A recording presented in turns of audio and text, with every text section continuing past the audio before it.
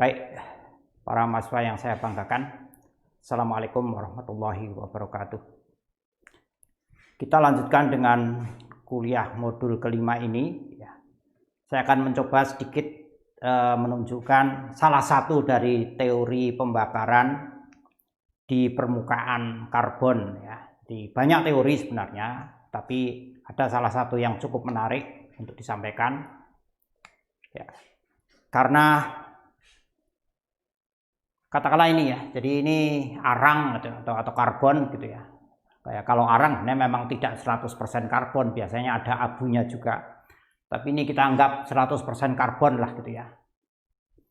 Secara teoritis memang ini persamaannya jadi C plus O2 sama dengan atau menjadi CO2 dan kalor tentunya. Tidak saya tulis ya, tapi mestinya ada di situ kalor sekian kilojoule misalnya.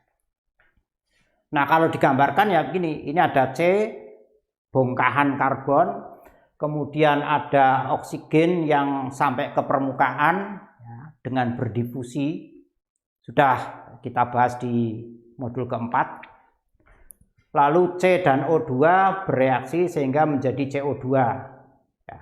CO2-nya, gas CO2 kemudian meninggalkan permukaan karbon. Nah, kalau ini terjadi secara terus-menerus, maka tentunya karbon di sini makin lama makin habis ya.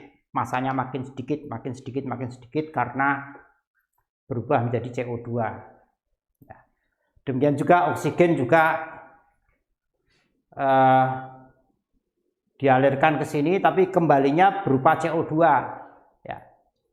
Jadi saya tidak bisa mengatakan O2-nya, oksigennya habis ya, karena di sini banyak oksigen ya, jumlahnya tidak terhingga.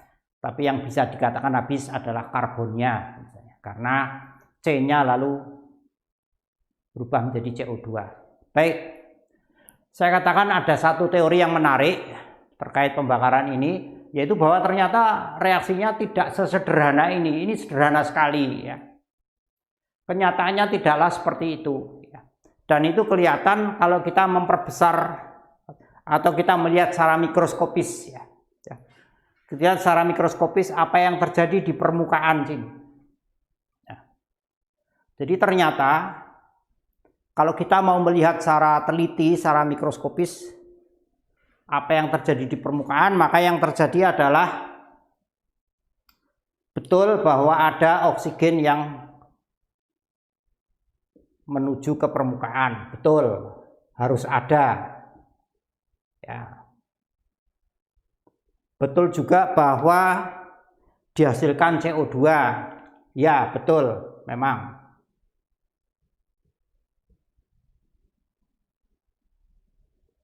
Tapi ternyata ada sesuatu yang terjadi di sini ya. Yang itu artinya itu sebenarnya kecil saja, sangat kecil gitu ya. Jadi yang sesungguhnya terjadi adalah tidak sesederhana ini ya. Tidak sesederhana ini, tapi sebagaimana yang akan kita diskusikan ya. Jadi apa yang terjadi, maka sesungguhnya ada suatu daerah yang katakanlah ini ya, ada suatu zona, ada suatu daerah ya, yang itu adalah tidak seperti yang kita duga ya. Yaitu apa? Bahwa ternyata sesungguhnya yang menghabiskan C ya, yang mengambil C, mengambil karbon itu bukanlah O2, tapi sesungguhnya adalah CO2.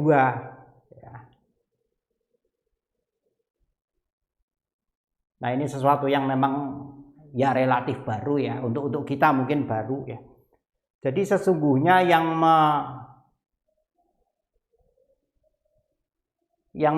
memakan karbon itu adalah CO2 dengan rumus semacam ini. Jadi C plus CO2 akan menjadi 2CO. Cocok ya? C-nya 2, O-nya juga 2. Nah, jadi aslinya sebenarnya karbon itu dihantam, ya bukan dihantam lah. Karbon itu ketemu dengan CO2 ditabrak oleh CO2 atau didatangi oleh CO2, sehingga yang terjadi, yang terbentuk adalah 2 buah CO. Ya. Jadi yang terjadi adalah ini CO, ini juga CO. Ya. Jadi sekali lagi yang terjadi adalah C ketemu dengan CO2, terbentuklah 2 CO. Nah, apa yang terjadi selanjutnya? Jadi 2 CO itu kemudian meninggalkan permukaan karbon, keluar. Nah, di luar kemudian barulah bertemu dengan O2. Oke, kalau gitu O2-nya saya pindahkan saja ke sini. O2-nya saya pindahkan.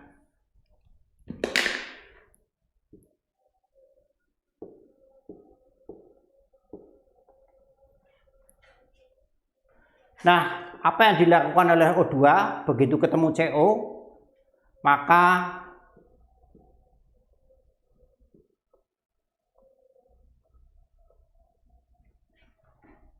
terbentuklah 2 CO2.